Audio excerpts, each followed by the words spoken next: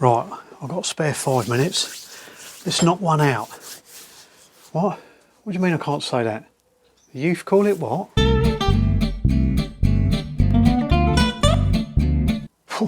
Bloody hell. No wonder they look so tired and can't get off the sofa.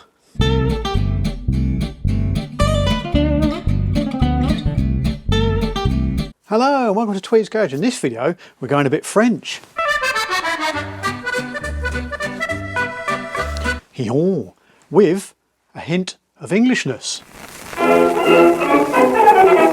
So, welcome back to the garage, where we've got another project that I've picked up. Yes, this old thing. Yes, my dear, had it ages. Facebook Marketplace again. It's the downfall of us all out there. Saw this thing. Something had sort of had something about it. A little bit of charm, bit of French charm, bit of je ne sais quoi. So I thought we'll go and have a look at it. Yeah, so let me go and drag it out and I'll tell you about it as we're looking around it. Here we go. We're going to go that way.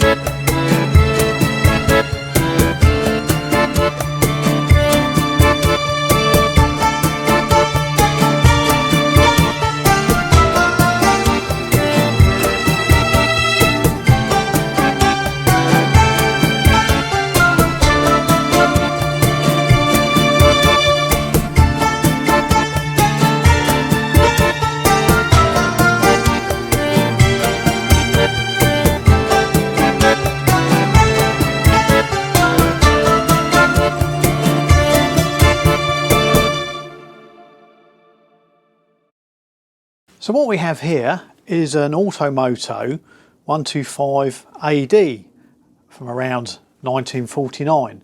Automoto, you say? Never heard of it. So what is an Automoto?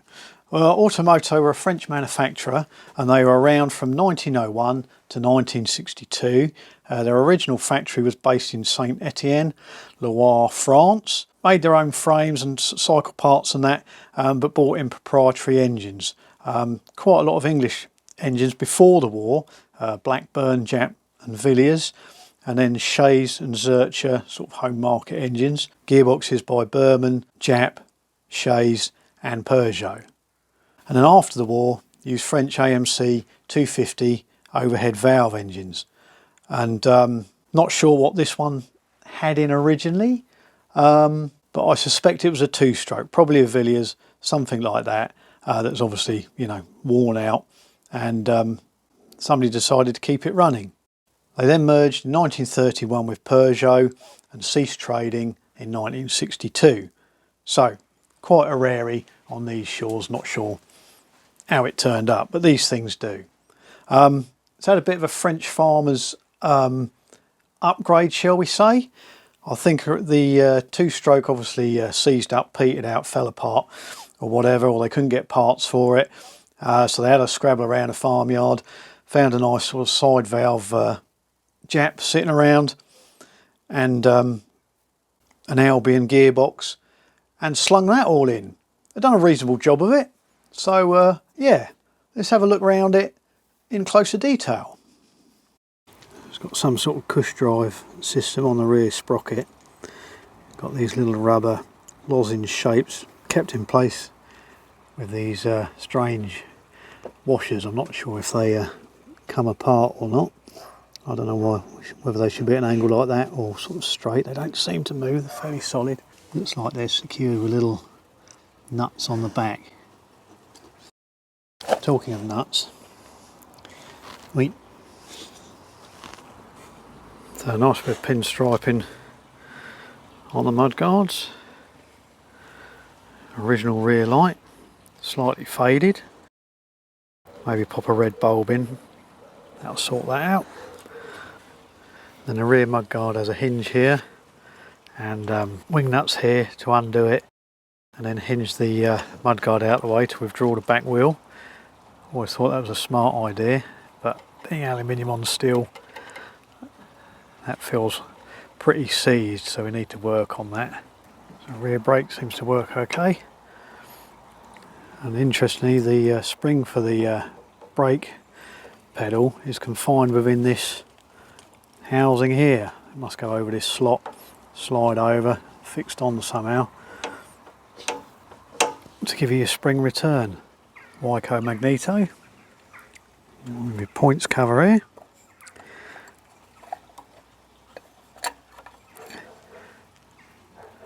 Points and condenser in there.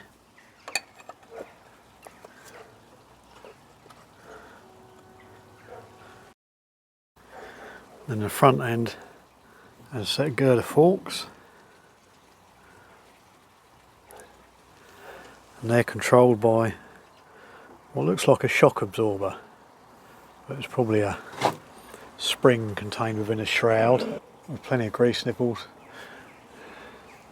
to keep it moving. Place for your bicycle pump your tyres up. Very lightweight aluminium headlight with the classic French yellow light bulb inside. Always makes them a little bit chic.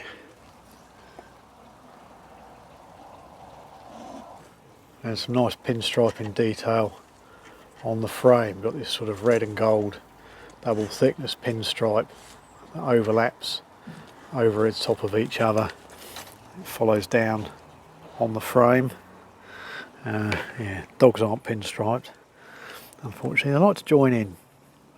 Yes, down here, along here, down the side tubes, and a nice teardrop shaped tank, not flat bottom tank, curves right round, with pinstriping on, knee pads, and filler cap just to push fit.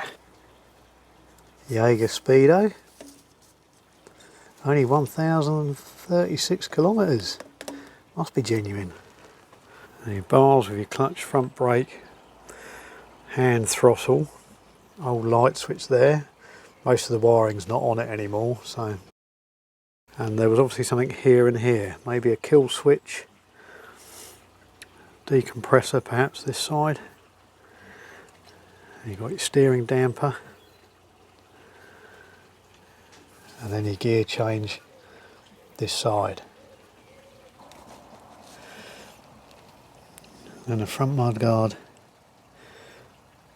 got the dealer's plate.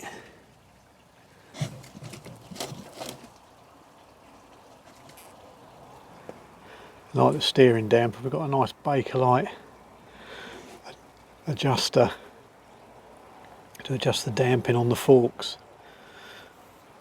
And it's got a sort of friction damper built in. Single-sided front brake, Speedo drive, tyres manufactured by Dunlop.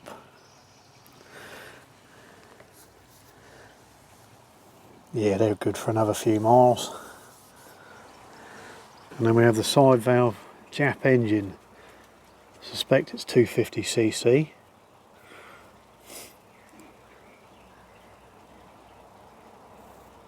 Exposed valve gear. Things missing, so a lot of these engines, similar to these on bikes, have an oil pump mounted on here. This one hasn't got it, so it sort of runs a total loss oil system. So the engine relies on a drip feed system.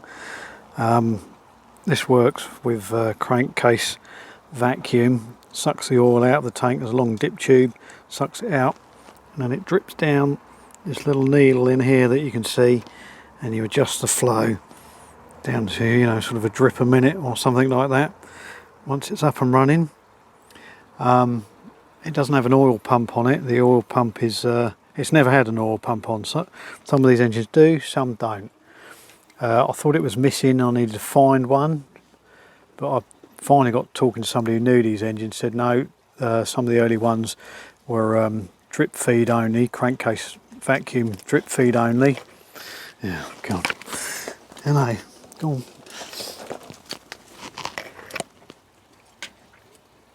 And they'll run quite happily with this system. Basically like a sort of like a two-stroke lubrication system. But it does weirdly have this rotating shaft that comes out through the cover here and has been cut off at some time. May have driven a fan, something like that, but the fitting on it is the right way around for a motorcycle engine, with the fins running across the head, front to back, that way. But there is a threaded hole here and a stud here for, obviously something was mounted on this engine originally. When I went on the Facebook forum, first sort of armchair warriors fired up saying, oh, it's a lawnmower engine or out of a rotavator, something like that. But I don't think it is. It's a total loss oil system, so you couldn't have it on a lawnmower. This is what I have to put up with when I'm trying to film. Oi! And this is the other side of the magneto. And allegedly these magnetos have a auto advance system on them. Not quite sure how it works, so we'll have to look into that. So we've also got on here a decompressor lever, but it's missing. Should be a cable that goes into this, and then a sort of a shroud that goes around, rests on the case, so that when you pull the cable, it'll pull the decompressor up for probably more for stopping the engine rather than getting it over top dead centre, because the compression isn't that high. It's pretty healthy, but not that high. I think this engine is definitely a French engine, because it's got a Automoto on it, but it's a made in France Automoto, so sort of built under licence. Automoto carburettor on it. If it was an English engine, it would have had a Amel carburettor on it. Oil tank for the drip feed system. Made by T Greens and Son Limited, Leeds and London. Orange paint on it. I wonder whether that was taken off of a rotavator though. The Howard ones tended to be painted orange. And then exhaust, custom made. Nice job done on it. I thought it was original, but you can see it's sort of welded in places. But they've done a pretty good job on it to sort of bring it down and round the frame there, and down and along. And then at the rear we've got this little fishtail silencer. Now I suspect the way it's blowing back here, it's a bit restrictive, and I suspect this was originally fitted with a two-stroke 125 engine, because you can unbolt the baffle at the back here. I suspect this is a two-stroke exhaust, so you might need to take that apart and have a little look, see what's going on in there, see if we can make it breathe a little bit easier. So yes, we've got this shaft coming out that's not doing anything. So I need to sort of do something about this because the oil runs round it, runs along, and then drops down onto the exhaust, which is not ideal, and it's something to catch your foot on. Could put a little boot buffer on there to shine your shoes, but I think we'll try and get rid of it. I have had the cover off because yes, I've already been working on it. It only had 2 screws holding it on. One was missing. One was a countersunk screw. One was a cheese head screw. The cheese head screw was the right thread pitch. The countersunk one wasn't. So I've turned up 3 BSF countersunk screws for the cover to go back on. So been tinkering around with it already. So 3-speed hand change gearbox. Goes up the tank here. And first is back this way. And then you've got your second and then third position there. And then on the back, another Dunlop tyre, Dunlop Fort.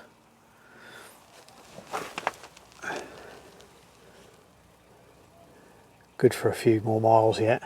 Made in France again.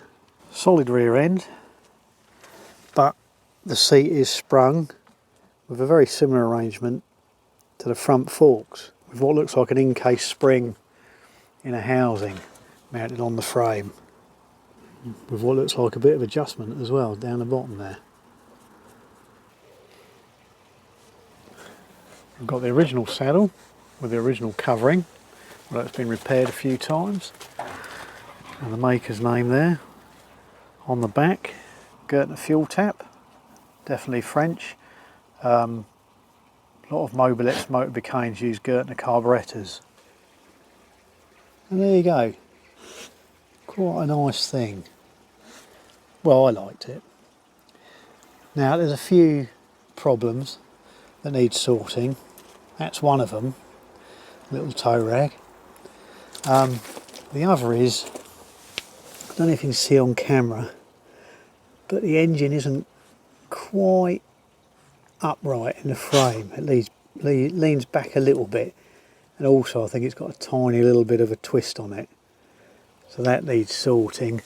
I think it's a combination of original engine mounts from the engine and from the motorcycle, from what it had before, and other stuff's been put into it as well. So yeah, the engine needs to be straightened up a bit, but it will probably upset the line of the exhaust. The gearbox is just sitting on the engine mount rails, and really it needs to be sitting on a flat platform. It's got 2 studs that stick down at the bottom, a couple of nuts underneath, and that's how you move it backwards and forwards to adjust your primary drive chain. And the trouble with the gearbox being mounted like that is that it is sitting a bit low. I don't know if you can see here, the chain is just, when it flexes down, goes down just enough to just sort of kiss the top of the frame here.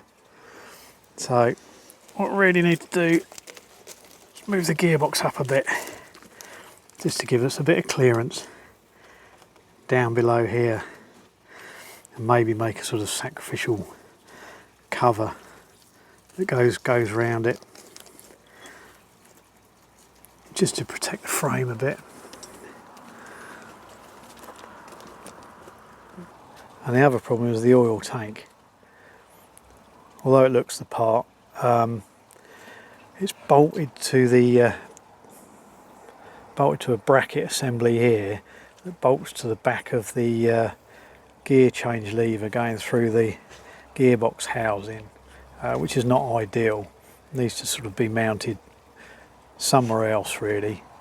And the other thing is, it interferes with the inlet on the carburettor. It's too close, and although it's got a cap on it for the oil, you can't get in to top the oil up. It's sort of down there somewhere, sort of through there, which looks big on camera, but I can assure you it's quite tight to get anything in there, so that's a bit of a nuisance. So it'll be a good little project, interesting to make a little oil tank that will go in here once the gearbox is moved up, give clearance for the carburettor, and maybe come up and over this way a bit, just so the oil is easy to see and it's easy to fill the tank up. Maybe something that comes up here a bit and out, so you've got your filler up here. But that's sort of down the road. Right, I suppose you want to hear it. Shall we give it a go?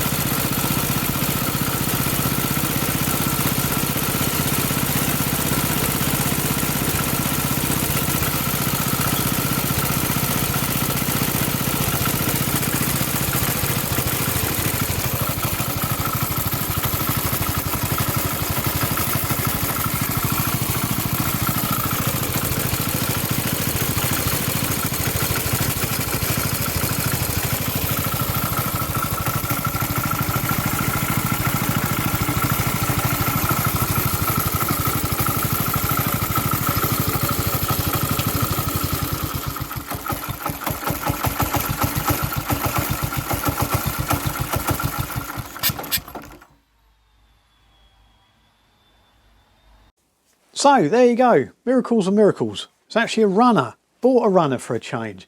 Runs okay. I think the carburettor might need a bit of attention, so I'm going to take that off, give it a clean, and check that out. And then we'll see if we can find somewhere we can take it for a little ride, see how it goes, and terrify myself with hand gear change and lever throttle. Yeah, that's something I might change. I know they sort of have it on hand change motorcycles to assist you when you're signalling turning right or left, so the engine will keep running whilst you're sticking your arm out and all that. But I think what might be preferable nowadays is a twist throttle, but one that's quite stiff, so that you can sort of, you know, if you leave it, it will stay where you want it. But it's more natural when you've got to go and shut it off, rather than sort of remembering you've got to go and flick a lever. So anyway, but they're little jobs to look at. And like I said, when looking round it, need to move that gearbox up, stop the chain rubbing on the frame. Yeah, have to re-engineer a new oil tank. That'll be interesting. Yeah, I'd fancy making a tank. And so we'll give that a go.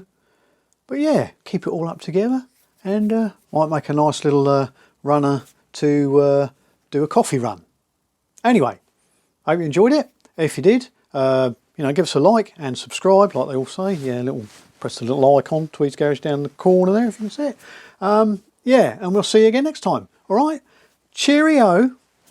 Yeah, no, I'm not going to do that. No, that's disgusting.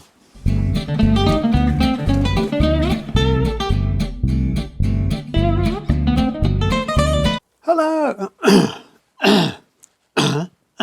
Me. Hee-haw. With a hint. Little collectory pot.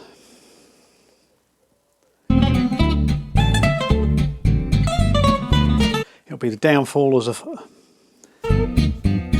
It's had a bit of a farmyard conversion, shall we say. So it's had a little bit of a farmer's conversion So it's had a little bit of a French farmer's